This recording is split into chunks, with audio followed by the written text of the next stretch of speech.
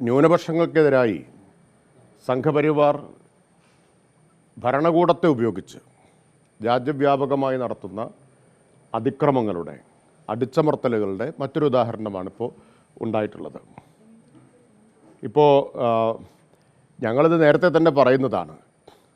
സംഘപരിവാറിൻ്റെ വേദഗ്രന്ഥമെന്ന് വിശേഷിപ്പിക്കാവുന്ന അവരുടെ പ്രാമാണികമായ ഗ്രന്ഥമായിട്ടുള്ള വിചാരധാരയിൽ അവരുടെ ആചാര്യൻ ഗോൾവാൾക്കർ കൃത്യമായിട്ട് പറഞ്ഞിട്ടുണ്ട്, 3 ആഭ്യന്തര ശത്രുക്കളാണ് തങ്ങൾക്കുള്ളത് എന്ന്. അതിൽ 1 കമ്മ്യൂണിസ്റ്റുകാർ, 2 മുസ്ലിങ്ങൾ, 3 ക്രൈസ്തവർ. ഇതിനെ 3നെയും ആഭ്യന്തര ശത്രുക്കളായിട്ട്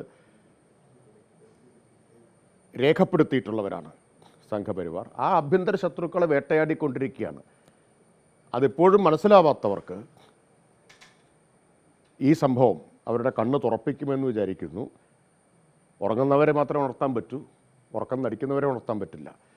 ഇതെല്ലാം കണ്ടിട്ടും സംഘപരിവാറിനെ രക്ഷകരായിട്ട് കരുതുന്നവരുണ്ടെങ്കിൽ അവരെ സൂക്ഷിക്കണം.